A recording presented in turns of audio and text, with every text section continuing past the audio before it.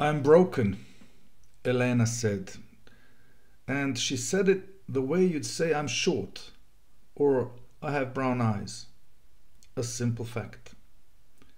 Not self-pity, not drama, just reality as she understood it.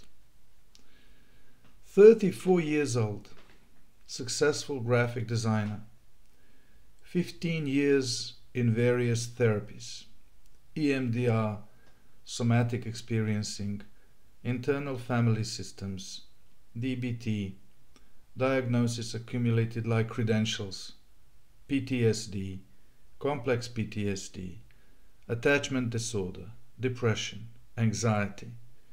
She knew all the language, triggers, hypervigilance, emotional flashbacks, dissociation. She'd read the books, joined the support groups, organized her entire life around trauma accommodation. And she was more disabled now than when she started therapy. I need to say something that makes me deeply uncomfortable.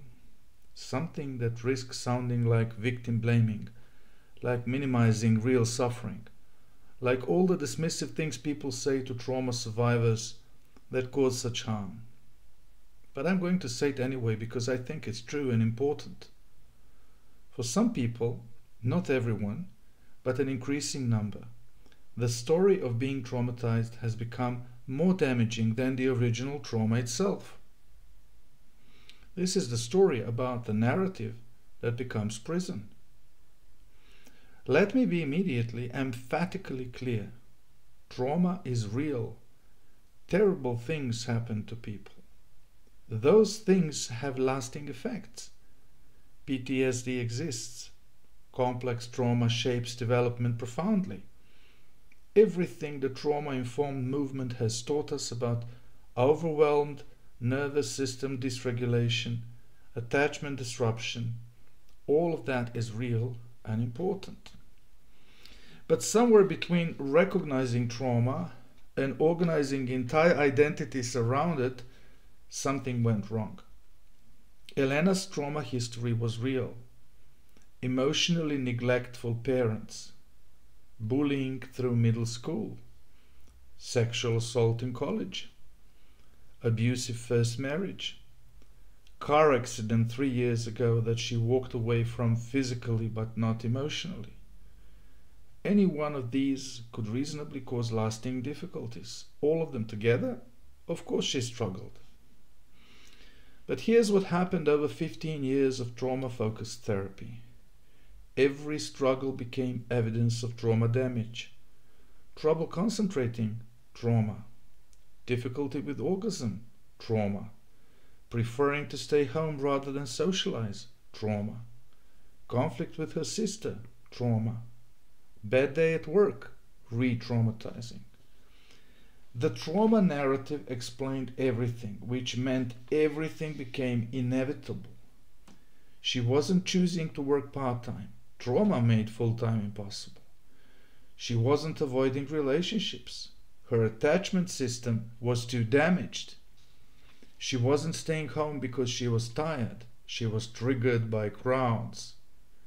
Every limitation had a trauma explanation, and every trauma explanation made that limitation feel fixed, permanent, not her fault, but also not changeable. Each therapy had helped her identify more traumas she hadn't recognized. Each support group had validated that her responses made complete sense. Each trauma-informed practitioner had carefully accommodated her limitations, going at her pace, never pushing, always prioritizing safety. And she'd gotten progressively more disabled, working fewer hours, seeing fewer friends, needing more accommodation, living smaller and smaller as the trauma narrative grew larger and larger. When she came to me, she could barely function, but she could talk brilliantly about her trauma. She had the language, the framework, the community. She had an identity. And that identity was killing her. There are benefits in being traumatized that nobody discusses. Here's what we don't talk about. Trauma identity offers something powerful. It explains your suffering. Before you understand you're traumatized, your struggles feel inexplicable, shameful, like personal failure. After you become traumatized, they make sense. Of course you have trouble trusting. You were betrayed. Of course you are hyper-vigilant. You lived through danger. Of course you can't handle stress. Your nervous system is damaged. The trauma story transforms shame into understanding. It absolves responsibility. You are not failing to adult properly. You are dealing with trauma. You are not avoiding challenges out of laziness. Your nervous system won't allow it. You are not sabotaging relationships. Your attachment patterns are doing that. Nothing is your fault because trauma did this to you. It provides community. Trauma survivor groups offer belonging, understanding, shared language. People who get it, who don't expect too much, who validate your struggles without judgment. This is precious when you felt alone and misunderstood for years. It elicits accommodation. Tell people you are traumatized and they adjust expectations, lower demands, offer support, give you passes. You get to be fragile without being judged for it. These aren't trivial benefits. For someone drowning in inexplicable suffering, trauma narrative can be life-saving. It was for Elena initially. Finding the trauma framework helped her make sense of chaos, stopped her from blaming herself for struggles she couldn't control. But here's the trap. Those same benefits become investments in staying traumatized. If your identity, your community, your explanations for difficulty, your protection from expectations, all depend on being damaged, then healing threatens everything you've built. Getting better means losing your identity, your people, your understanding of yourself, your excuses. Elena couldn't get better without losing who she had become. There are some questions here that I was afraid to ask. After 3 months of sessions where Elena cataloged her limitations and I validated them because that's what trauma-informed care taught me to do, I asked a question I'd been afraid to voice. You say trauma makes full-time work impossible. When's the last time you tried? Long pause. 8 years ago. What happened? I had a triggering boss. The workload was overwhelming. I ended up on stress leave and never went back. So 8 years ago, one bad job experience, and since then, only part-time work, carefully chosen for low stress. Has trauma made full-time work impossible, or have you not tried it again since one bad experience? You could feel the air change. I'd violated trauma-informed protocol. I was challenging her limitation, implying it might not be real, suggesting she bore some responsibility. Every therapist she'd seen for 15 years has validated that her limitations were trauma's fault. I was questioning the foundation. She looked at me like I'd slapped her.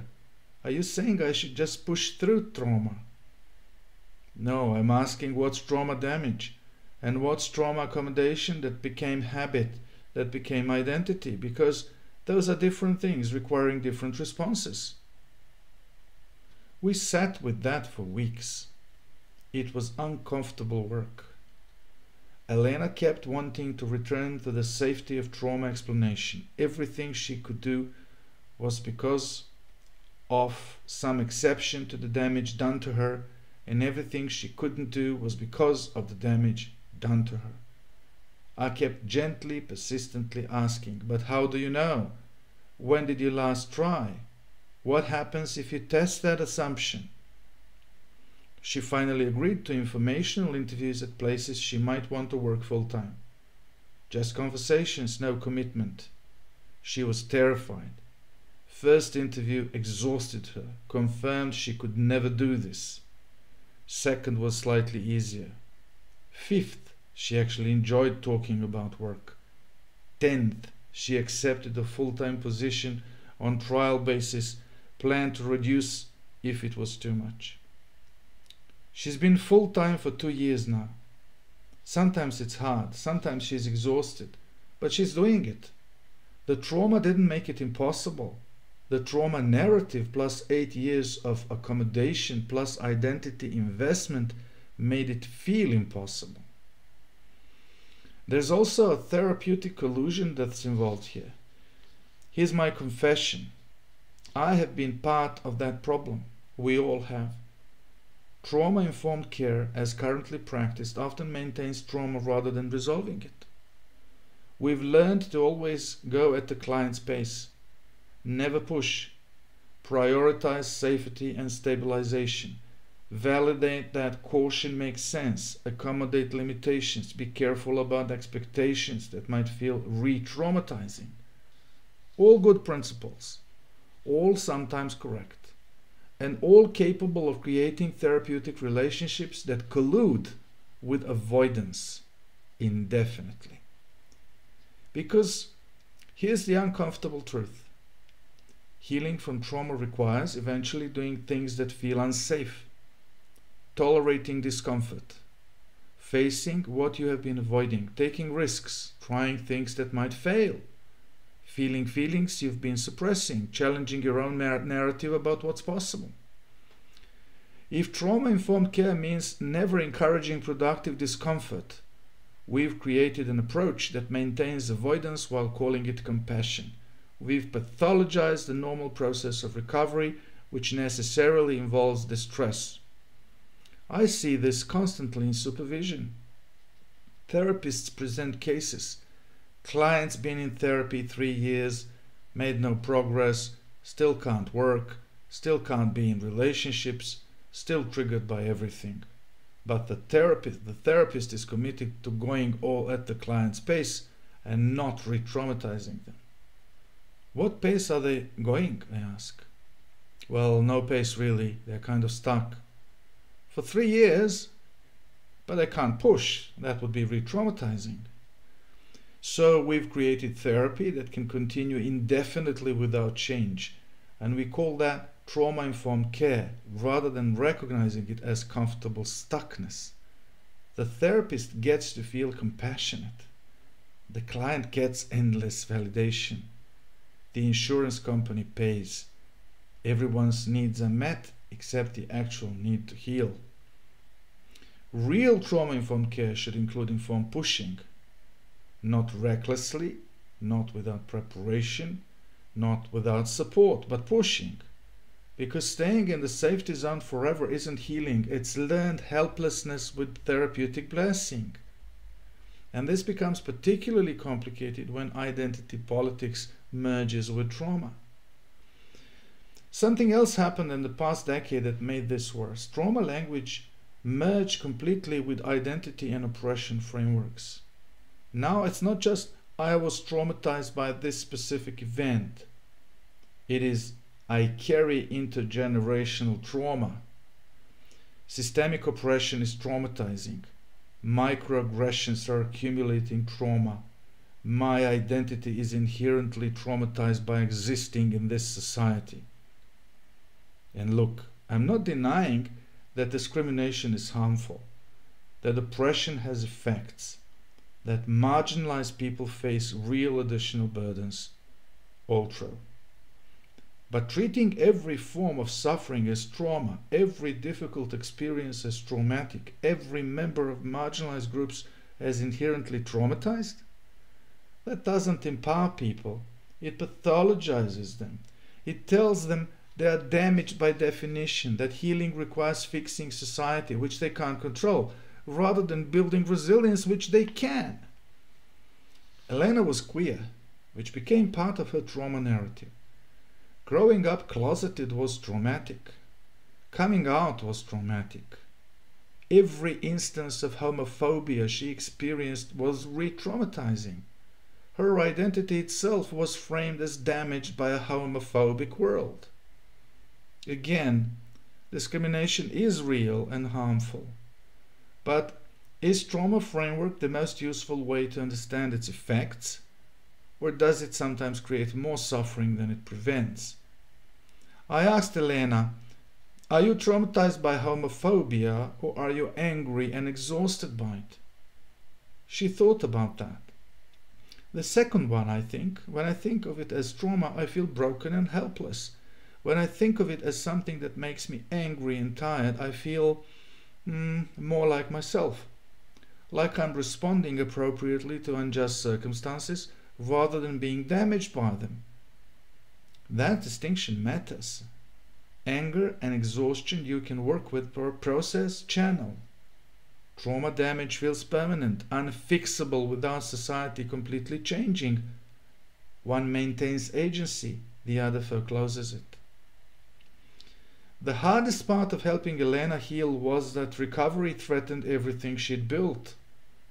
Her closest friends were from trauma support groups.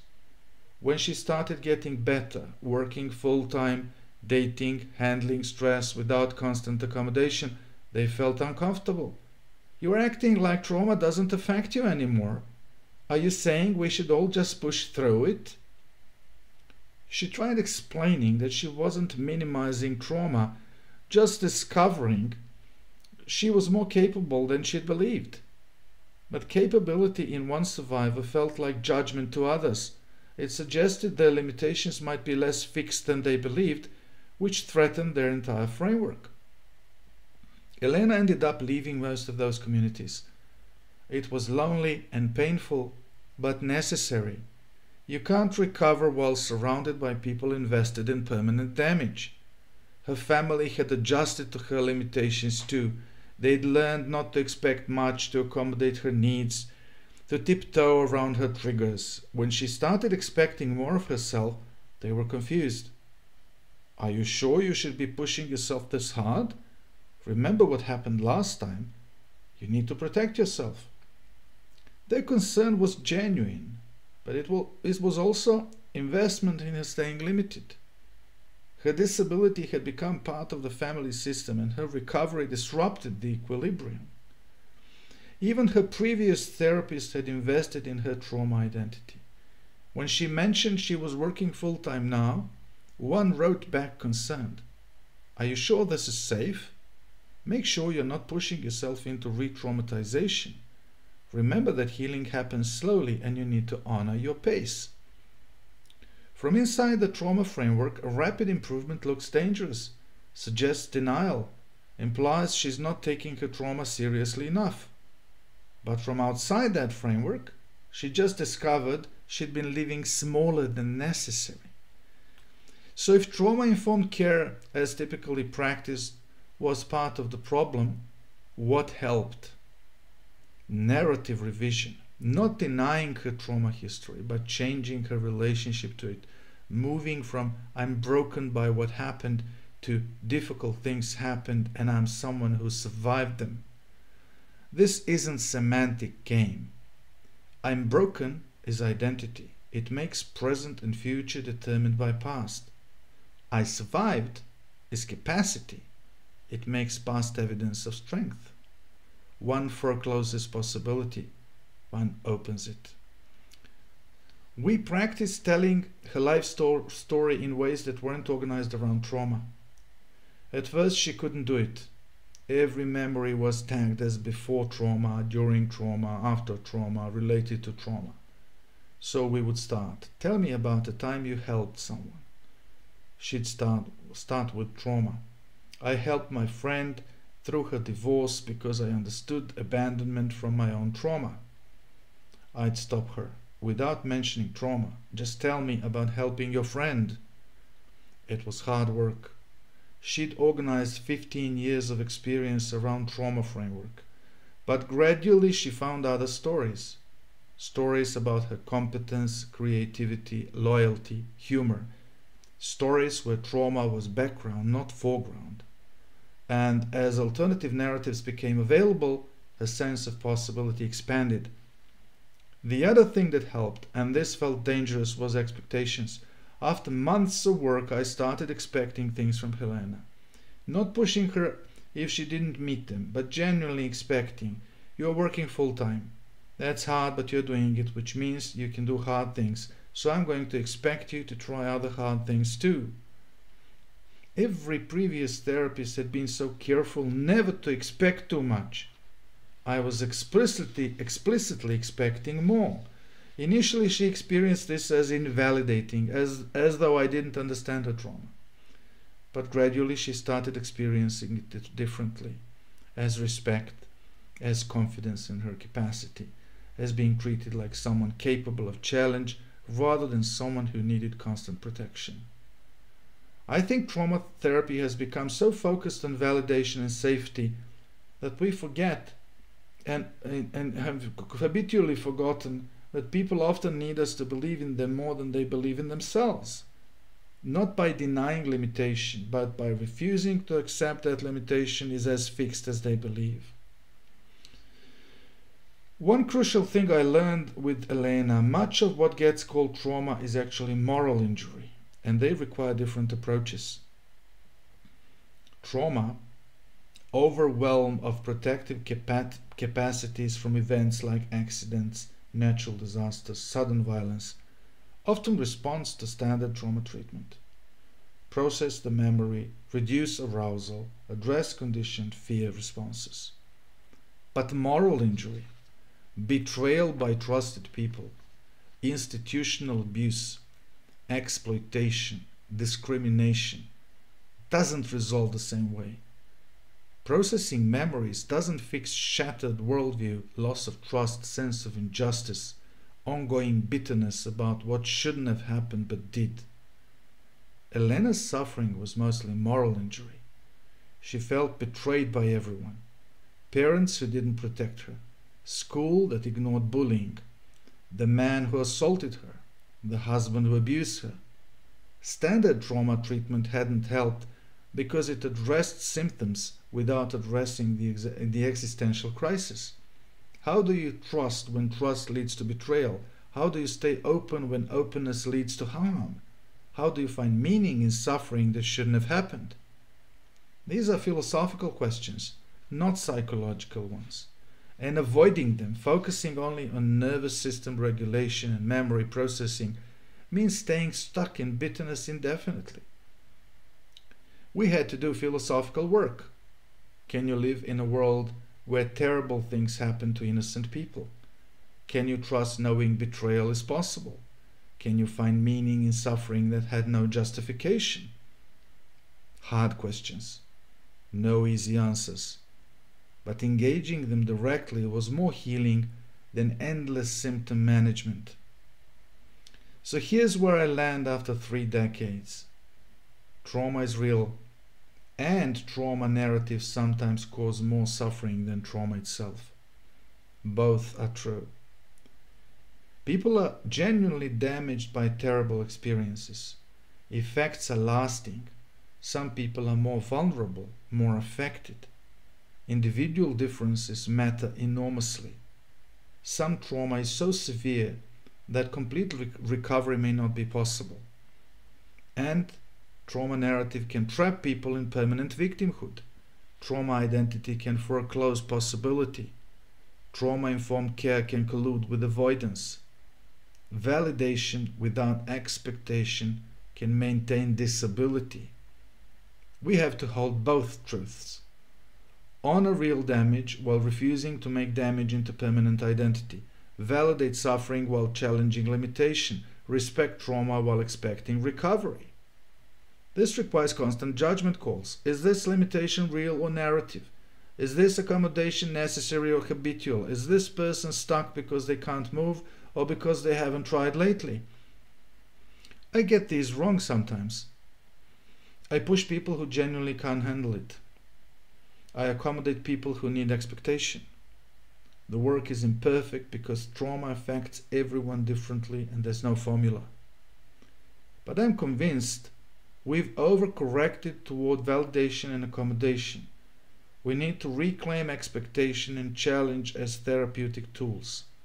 Not cruelty, not victim blaming, but genuine confidence that people can handle more than their trauma story tells them they can.